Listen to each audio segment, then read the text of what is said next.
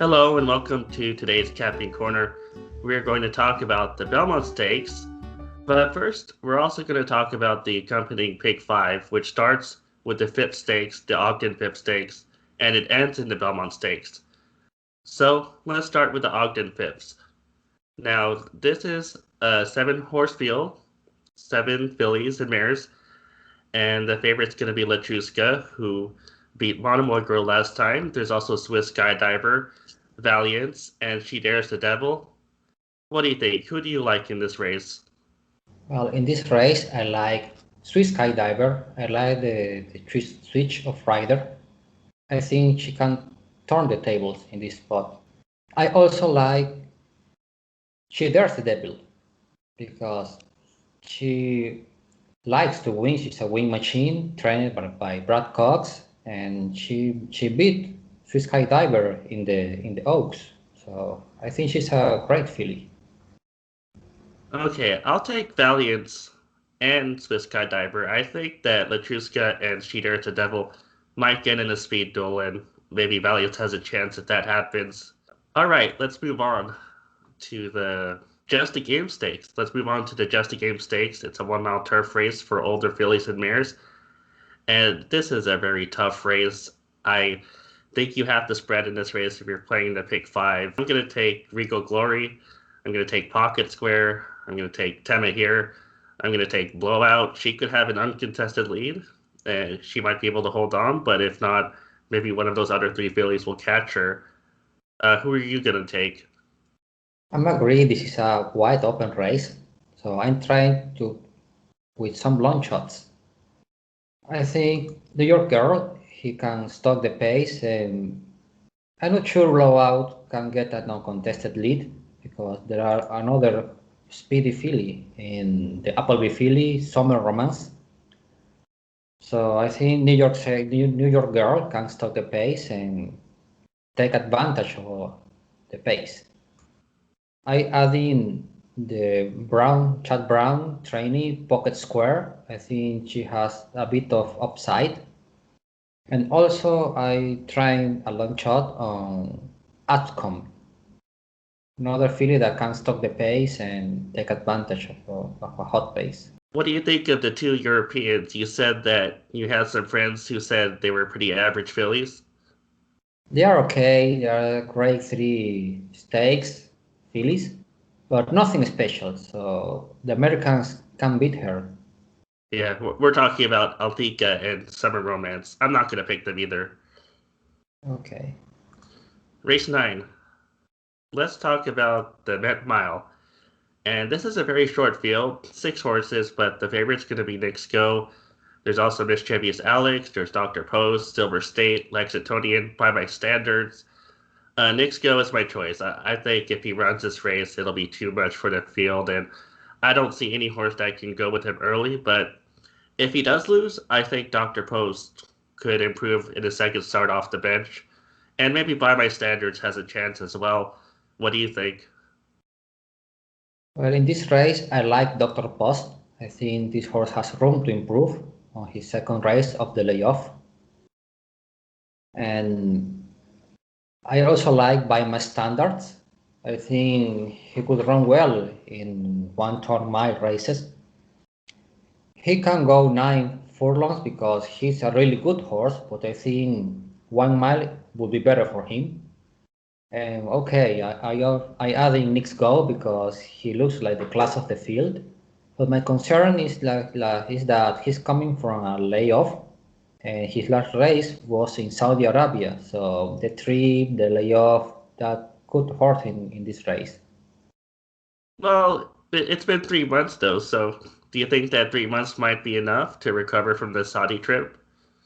Could be, but some horses that run in the Middle East, that race took some of those horses. So I don't know. He's okay at 10%. He won easily this race, but he could lose. Okay, let's move on. This is race 10. It's the Manhattan Handicap, or is it the Manhattan Stakes? Yeah, it's the stakes race.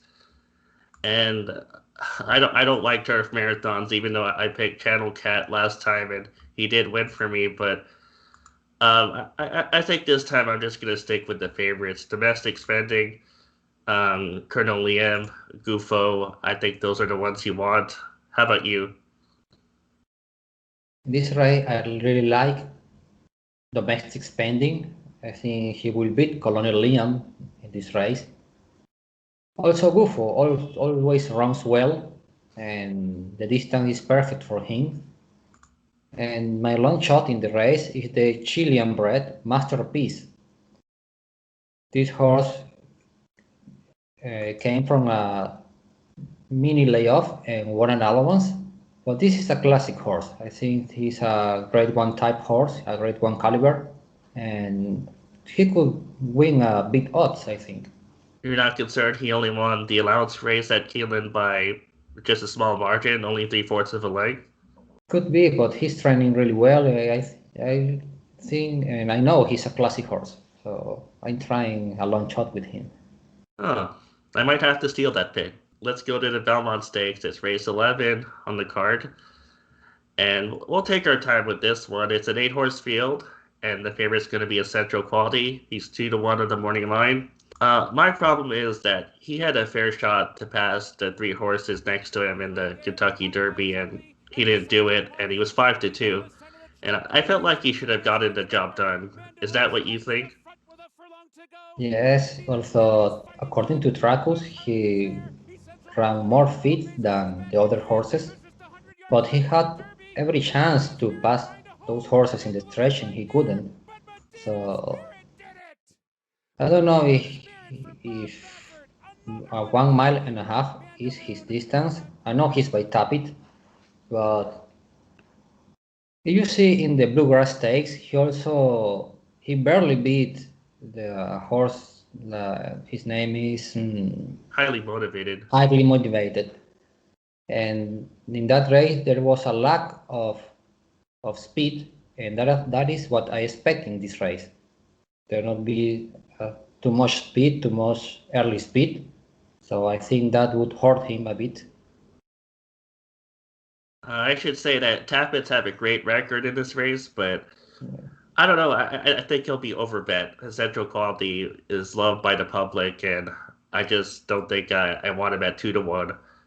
Also, I think there is not much difference between essential quality and other contenders that surely will have a better price. So why take essential quality at lower price since there is not much difference on those horses?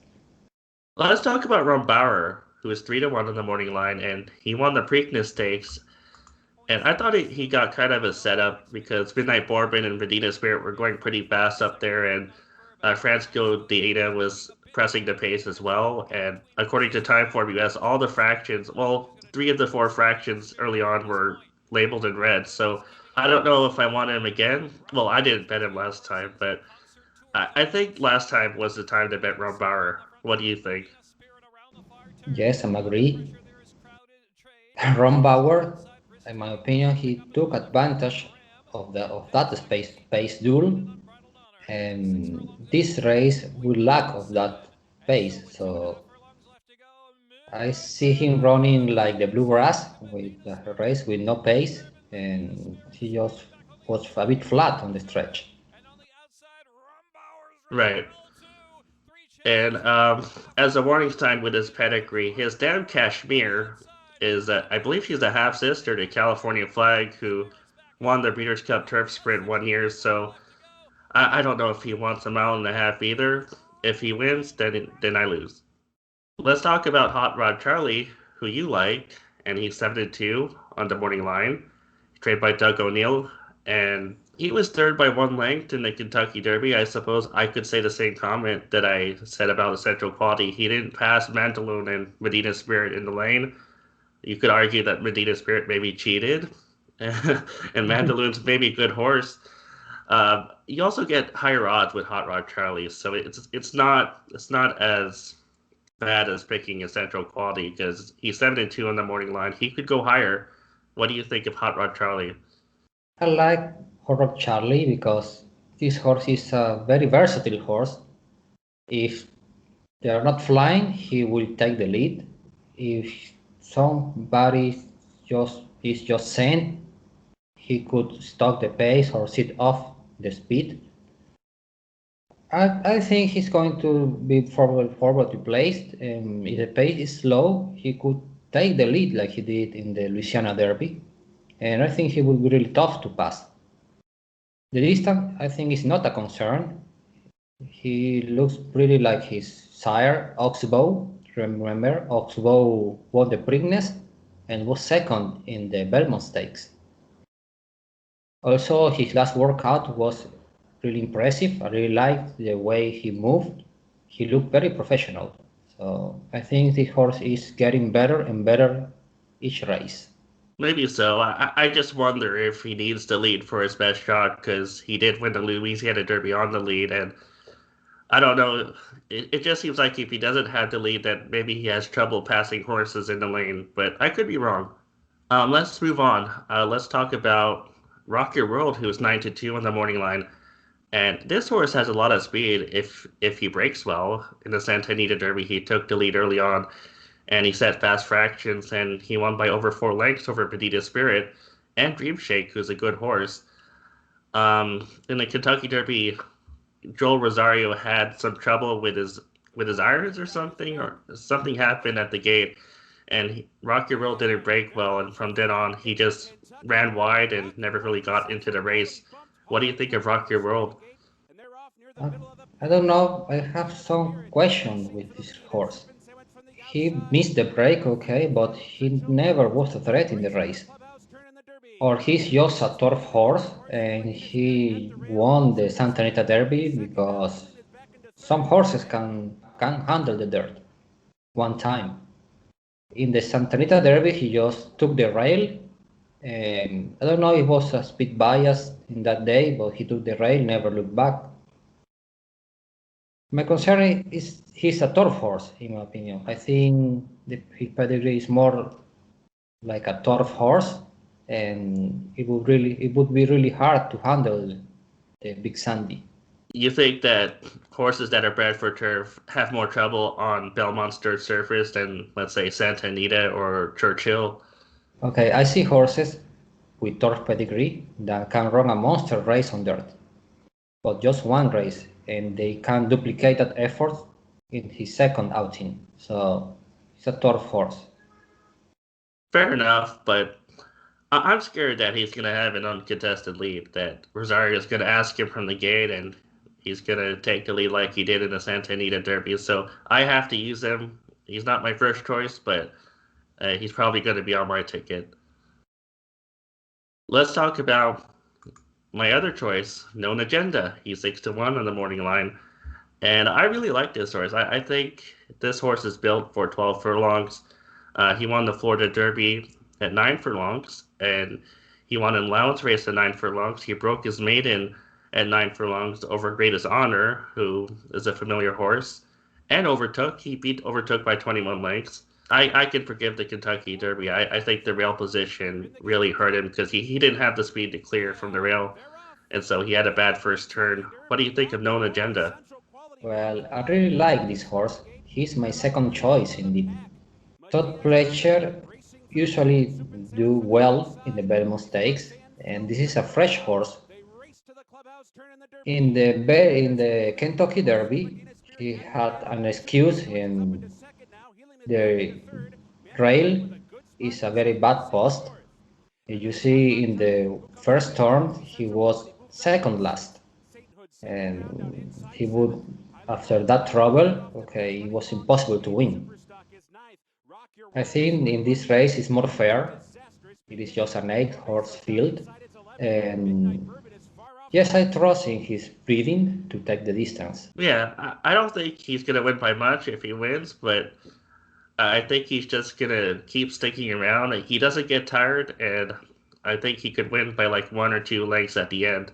Let's talk about Overtook, who's on the outside. Now, he's 20-1.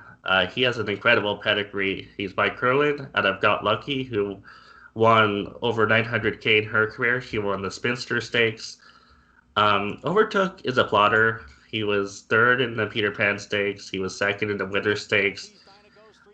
He just makes one run at the end, but it's never a fast run. He just sort of clunks in there, second or third. What do you think of Overtook? Well, Overdue is a horse with an even pace style. He will never get tired, but this field is tougher.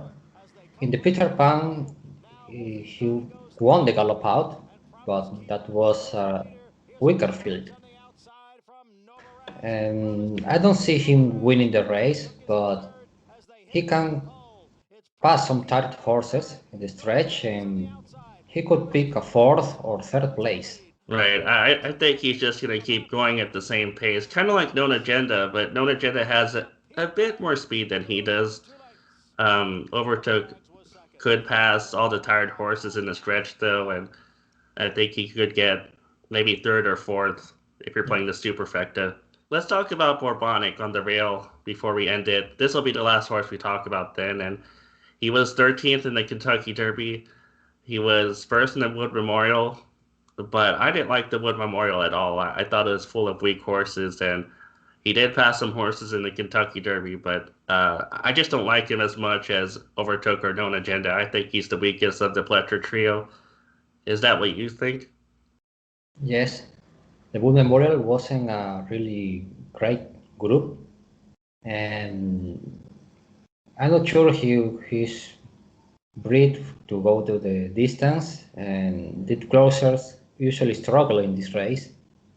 And yes, I'm passing on him. I think he's the worst Pletcher trio. Right. I'll pass on him too. My final two choices are Known Agenda and Rock Your World.